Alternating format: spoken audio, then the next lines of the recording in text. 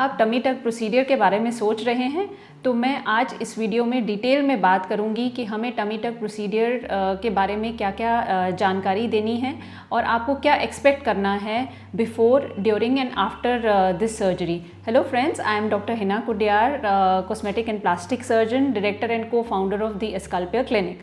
सो tummy tuck procedure basically होता क्या है? इसमें हम जो लूज़ और हैंगिंग स्किन है जो कि आफ्टर प्रेगनेंसी या फिर बहुत ज़्यादा आपने वेट लूज़ किया हो, जब भी वो हमारी एब्डोमेन की स्किन बहुत लूज़ हो जाती है तो उसमें हम क्या करते हैं, जो एक्सेस स्किन है उसको एक्सरसाइज करते हैं और आपकी एब्डोमेन को एक पूरा शेप देते हैं, पूरा फ्लैट एब्डोमेन बनाते हैं। और इसके साथ कभी कभी हम इस प्रोसीजर को लाइपोसक्शन के साथ भी कंबाइन करते हैं ताकि हम और आपके रिजल्ट्स को एनहांस कर सकें। तो टमी टक प्रोसीजर बेसिकली आपकी एब्डोमेन को एक न्यू शेप देने के लिए होता है एंड प्लस इसमें हम जो अंदर की एब्डोमिनल मसल्स हैं जो वीक हो जाती हैं, जैसे प्रेगनेंसी के बाद या आफ्टर एक्सेसिव, अगर आपने बहुत ज़्यादा वेट गेन किया है तब आप उसके बाद वेट लूज़ करते हैं तो जो अंदर की हमारी एब्डोमिनल मसल्स हैं वो भी वीक हो जाती हैं, तो उसको भी हम इसमें स्ट्रेंथन करते हैं। ये तो हो गया प्रोसीजर के बारे में। अब आप क्या एक्सपेक्ट करते हैं कि अगर आप टमी टक से पहले, प्रोसीजर के दौरान क्या होता है और उसके बाद रिकवरी कैसे होती है, इन सब चीज़ों के बारे में आज मैं डिटेल में बात करूंगी। सबसे पहले बात करेंगे कि बिफोर टमी टक। अब आप सोच रहे हैं कि आपको टमी टक करवाना है और क्या आप राइट कैंडिडेट हैं कि नहीं हैं। तो सबसे पहली बात यह है कि आपको एक बोर्ड सर्टिफाइड प्लास्टिक सर्जन से कंसल्ट करना है, क्योंकि वही राइट पर्सन है जो आपको बता सकते हैं कि आप टमी टक के लिए राइट कैंडिडेट हैं कि नहीं हैं। तो आप जो टमी टक प्रोसीजर, अगर हम सर्जरी की बात करें, कोई भी सर्जरी अगर है तो वो शुरू हो जाती है प्री प्लानिंग से। तो आप अगर सर्जरी के बारे में सोच रहे हैं तो सबसे पहले जो फर्स्ट स्टेप है दैट इज द कंसल्टेशन। आप कंसल्ट करें एक बोर्ड सर्टिफाइड प्लास्टिक सर्जन को। जब आप उनसे मिलने जाते हैं, क्या क्या आपको डिस्कस करने हैं? सबसे पहले है कि आपको अपनी परेशानी बतानी है कि आपको क्या प्रॉब्लम्स हो रही हैं, आपके क्या गोल्स हैं, आप इस प्रोसीजर से क्या एक्सपेक्ट कर रहे हैं कि आपको किस तरह की शेप या मतलब किस तरह की बॉडी आपको चाहिए। तो ये सब चीज़ें आपने अपने प्लास्टिक सर्जन के साथ डिस्कस करनी है। फिर जो प्लास्टिक सर्जन जो भी आपको देख रहे हैं वो आपको एग्जामिन करेंगे, देखेंगे कि जैसे मैंने बताया कि लूज स्किन है या फिर उसके साथ फैट भी है एसोसिएटेड, क्या आपकी अंदर की मसल्स जो हैं वो वीक हैं। ये सब चीज़ों का एग्जामिनेशन एक बहुत ही डिटेल्ड कंसल्टेशन होती है बिफोर द प्रोसीजर। इन सब चीज़ों का ध्यान रखा जाता है। प्लस इसके साथ आपकी कोई मेडिकल हिस्ट्री, क्या आप कोई मेडिकेशन ले रहे हैं, प्रीवियस मेडिकेशन, कोई ब्लड प्रेशर, शुगर या कोई भी इस तरह की कोमॉर्बिडिटी आपको साथ में है, तो उन सबको भी हम असेस करते हैं, उन सबको इवैल्यूएट करते हैं।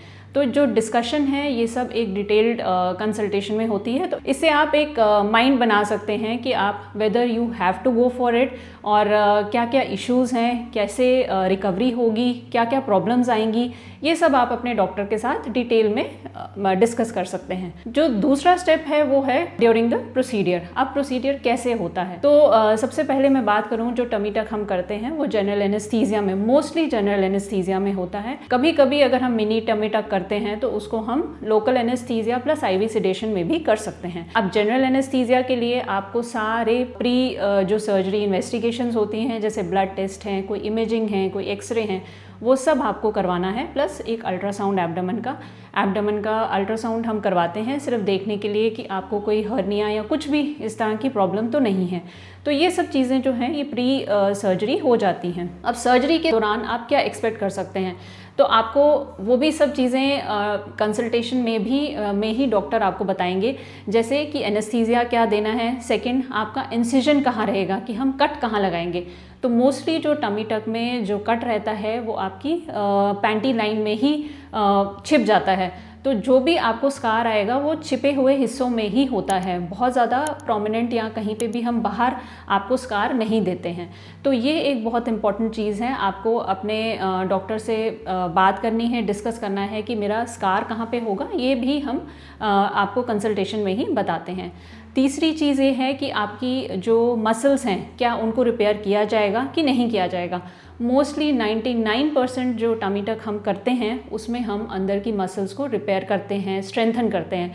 क्योंकि जैसे जो टमी टक है बेसिकली हम करते ही आफ्टर प्रेगनेंसी या lakhs abdomen, after severe weight loss. तो इन सब के बाद जब स्किन हमारी लूज़ हो जाती है उसके साथ हमारी एब्डोमिनल मसल्स भी वीक हो जाती हैं, तो मोस्टली हम अंदर की एब्डोमिनल मसल्स को भी स्ट्रेंथन करते हैं।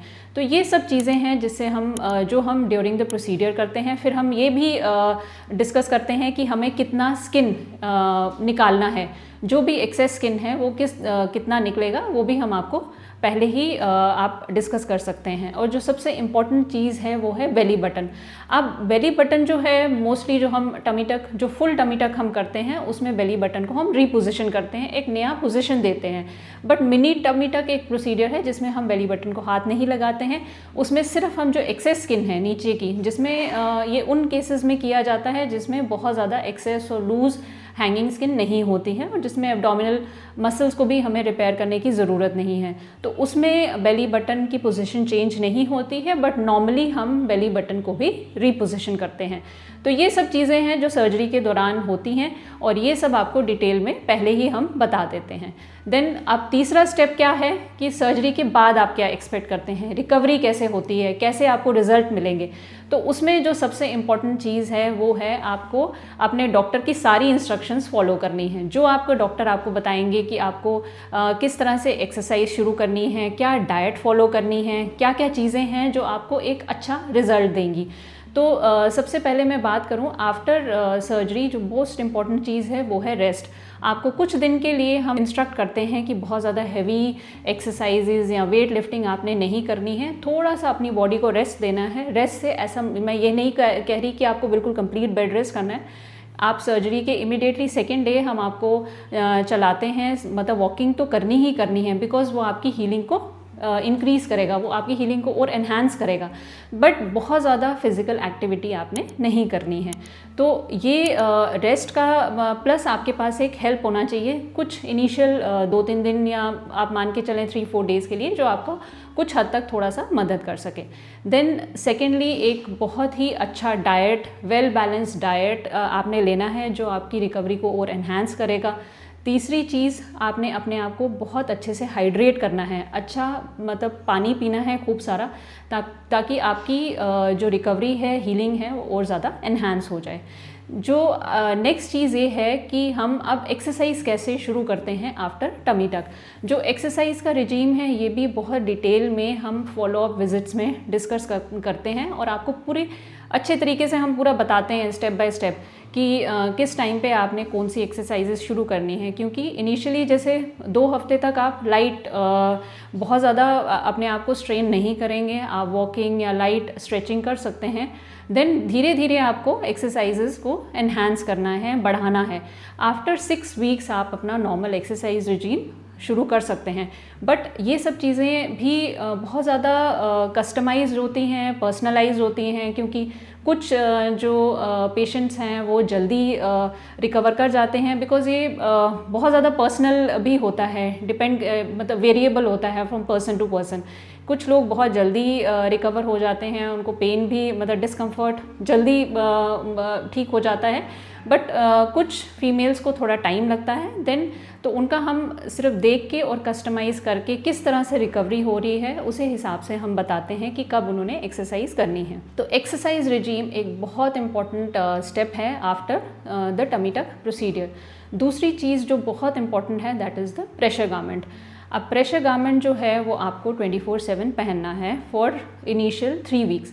3 वीक्स के लिए प्रेशर गारमेंट आप पहनेंगे ही पहनेंगे। अगर आप 3 मंथ्स तक पहन सकते हैं तो बहुत ही बढ़िया है, क्योंकि प्रेशर गारमेंट से क्या होता है कि आपकी जो हीलिंग है वो और ज़्यादा एनहांस होती है, स्वेलिंग कम होती है। जितनी स्वेलिंग पोस्ट सर्जरी होती है वो धीरे धीरे कम होती है। प्रेशर गारमेंट एक बहुत ही इम्पॉर्टेंट रोल प्ले करता है इन रिकवरी आफ्टर टमी टक। जो नेक्स्ट इम्पॉर्टेंट चीज़ मैं बताने जा रही हूँ that is the lymphatic massage. अब मसाजिंग का भी बहुत इंपॉर्टेंट रोल होता है आफ्टर एनी प्रोसीजर। अगर हम लाइपोसक्शन करते हैं, टमी टक करते हैं, तो मसाजिंग एक बहुत इंपॉर्टेंट रोल प्ले करता है। मसाजिंग से क्या होता है, एक बहुत ही तरीके से हम मसाजिंग करते हैं, जिसको लिम्फेटिक मसाज कहते हैं। मैनुअल लिम्फेटिक मसाज भी कर सकते हैं, या हम किसी मशीन के द्वारा भी, जैसे अल्ट्रासाउंड असिस्टेड मसाजेस भी कर सकते हैं। इन मसाजेस से भी आपकी स्वेलिंग कम होती है, जो भी फ्लूइड होता है वो ड्रेन हो जाता है ऑटोमेटिकली लिम्फ नोड्स में, और आपकी जो रिकवरी है वो एनहांस होती है। प्लस जो हमने टमी टक के साथ अगर लाइपोसक्शन किया है, तो उस जो स्किन को रिट्रैक्ट होने में और अच्छे से ड्रेप होने में बहुत हेल्प करता है मसाजिंग। तो ये सब चीज़ें हैं जो पोस्ट सर्जरी आपको ध्यान रखना है, और ये स्टेप बाय स्टेप हम आपको पूरी तरह से बताते हैं कि किस तरीके से आपको क्या क्या करना है। प्लस बहुत सारे फीमेल्स को थोड़ी सी एप्रीहेंशन होती है पेन के बारे में, क्या टमी टक पेनफुल सर्जरी है। तो टमी टक बहुत ज़्यादा पेनफुल नहीं है, बट हम आफ्टर सर्जरी डेफिनेटली आपको पेन किलर्स के कवर में रखते हैं। तो पेन मैनेजमेंट भी बहुत इम्पोर्टेंट रोल प्ले करता है आफ्टर द सर्जरी। तो आपको पूरी जैसे मैंने सबसे पहला जो स्टेप मैंने बताया कि आपको अपनी डॉक्टर की एडवाइस फॉलो करनी है। तो जो भी मेडिकेशंस हम आपको लिख के देते हैं, कितनी देर के लिए लेनी है, कितनी कैसे लेनी है, वो सब आपको फॉलो करना है, ताकि आपका रिकवरी पीरियड स्मूथ रहे और पेन फ्री रहे। सो फ्रेंड्स, मैंने आज डिटेल में ये डिस्कस किया है कि अगर आप सोच रहे हैं कि आपको टमी टक प्रोसीजर कराना है, और मैं कैसे इस प्रोसीजर को करा सकती हूँ। अगर आपके दिमाग में डाउट्स हैं, कोई एप्रीहेंशंस हैं कि टमी टक से पहले मुझे क्या क्या सोचना पड़ेगा, किन चीज़ों का ध्यान रखना है, आफ्टर सर्जरी क्या होता है, रिकवरी कैसे होगी, तो आई थिंक इस वीडियो में मैंने डिटेल में सब कुछ डिस्कस किया है। तो अगर आपको ये वीडियो पसंद आई होगी तो आप प्लीज़ वीडियो को लाइक करें, शेयर करें, एंड हमारे चैनल को ज़रूर सब्सक्राइब करें, ताकि जो और भी अगर कोई जानकारी वाली वीडियोस हम जो आगे बनाएंगे वो आप देख सकें। एंड अगर आपको टमी टक को लेके अभी भी इस टॉपिक को लेके कोई भी क्वेश्चन है, कुछ भी है, तो आप नीचे कमेंट सेक्शन में अपना क्वेश्चन डाल सकते हैं। प्लस हमारा व्हाट्सएप नंबर स्क्रीन पे दिख रहा होगा आपको, उस पे भी आप हमें मैसेज कर सकते हैं या कॉल कर सकते हैं, और अपनी कोई भी क्वेरीज, कुछ भी अगर आपको कोई भी क्वेरी है related to tummy tuck surgery, वो आप हमें पूछ सकते हैं। सो फ्रेंड्स, आई होप आपको ये वीडियो पसंद आया होगा। धन्यवाद।